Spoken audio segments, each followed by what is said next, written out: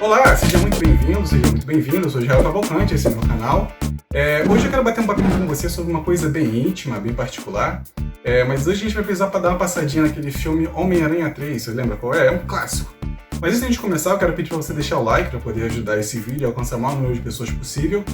E, bom, no filme Homem-Aranha 3, estrelado por Tobey Maguire, o terceiro da franquia, amado por uns, odiado por outros, tivemos a grande oportunidade de assistir uma obra que traz consigo muito mais do que uma história vivida por um super-herói. Peter Parker, nós sabemos bem quem é, e nesse filme em especial, ele mostrou a todo o público o que a grande responsabilidade que o tio Ben falou poderia ser.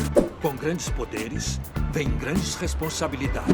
Lutas, romances, interesses, intrigas, vários personagens inseridos na trama, de uma vez, quase uma novela mexicana. Mas hoje eu queria chamar a sua atenção para o simbionte.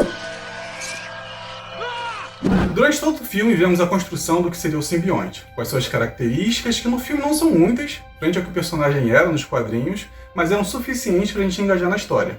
Algumas das informações seriam sobre o comportamento arisco e a adição de características agressivas ao hospedeiro. Mais à frente pudemos ver as características que o simbionte modificou no Peter e de brinde tivemos alguns dos melhores memes da história da internet. Tivemos um Peter mais enérgico, cheio de atitude, mais dançante, com um estilo questionável e de quebra, tivemos um Peter ficando cada vez mais agressivo, soberbo e egoísta. Quando chegamos no arco do Ed Brock, vemos a interação dele com o simbionte e notamos que os estragos foram muito maiores.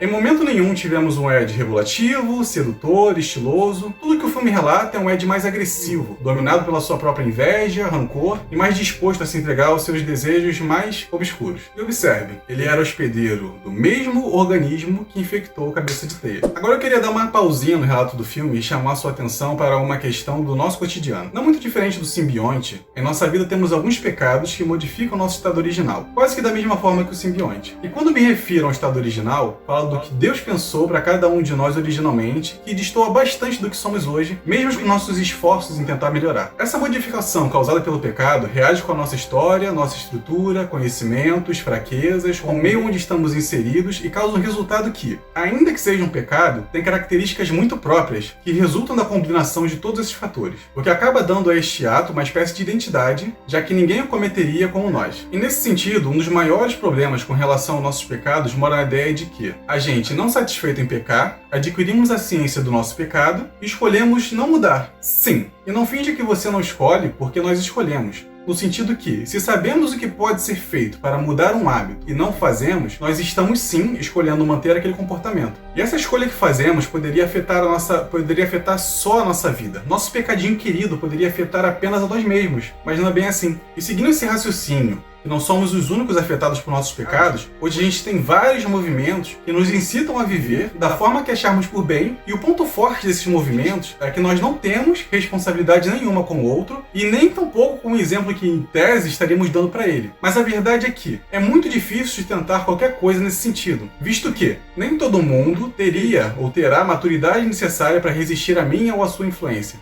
Sabe aquela máxima super clichê que ouvimos com frequência? Diga-me com quem andas e te direi quem és. Ela não existe nem tampouco é recitada com tanta frequência à toa. Apesar de ser atribuída à Bíblia, não está nela, o que não invalida essa sabedoria popular. No empreendedorismo, na psicologia, na administração, existe uma máxima similar, cunhada pelo escritor e palestrante americano Jim Rohn, que afirma o seguinte: nós somos a média das 5 pessoas com que mais passamos tempo. Isso contribui com a ideia de que não só influenciamos as pessoas, como somos influenciados na mesma medida. Mas caso queira saber o que a Bíblia diz sobre essas questões, você pode ler Salmos 1:1 e também Provérbios 13:20. Ok, falamos sobre pecado, sobre exemplos, influências, companhias, mas o que tudo isso tem a ver com a treta do Venom no filme do Homem-Aranha? Como podemos ver no filme, o simbionte se hospedou no Peter e pouco a pouco foi fazendo mudanças em sua personalidade e na sua forma de conceber o mundo, de um modo tal que chega ao ponto do próprio Peter reconhecer que se sentia bem com os novos resultados adquiridos.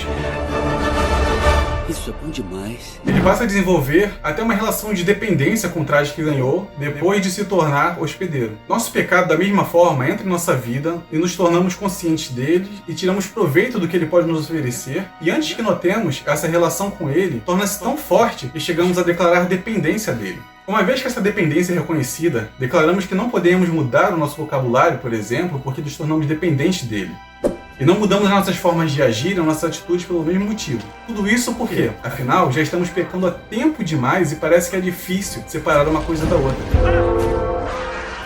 O apóstolo Pedro teve por 3 anos com Jesus e mesmo assim, no final do período, ainda não tinha resolvido suas questões da sua impulsividade e não mudou a personalidade sanguínea. Disse que não negaria Cristo e negou 3 vezes e arrancou a orelha de um inocente no momento da prisão de seu mestre. Isso tudo pode parecer terrível, mas a verdade é que nós nos parecemos muito com ele. E a pior parte é que parece que, quanto mais tempo passa, mais difícil fica de se desvencilhar dessa simbiose. E sim, não tocamos nesse assunto até agora, mas seu relacionamento com seu pecado é sim uma relação simbiótica. E eu já te explico o porquê. Se a gente for comparar o comportamento do Aranha enquanto era o hospedeiro do simbionte e do Ed Brock, vamos notar uma enorme diferença. Ainda que não tenha ficado claro para alguns, os traços de personalidade do Peter o ajudaram a conter os movimentos e mudanças que ele poderia ter mesmo contaminado. O que não ocorre com o fotógrafo. O rival do Aranha foi contaminado justamente no momento onde ele mais desejava o mal do Cabeça de Teia. E durante o desenvolvimento do filme, vemos Ed, já tomado pelo ódio, e tendo todas as suas capacidades agressivas sendo ampliadas. O grande ponto aqui fica sendo que a simbiose precisa de um hospedeiro e afeta diretamente apenas um único indivíduo por vez. Seu pecado, assim como no caso de Pedro, não.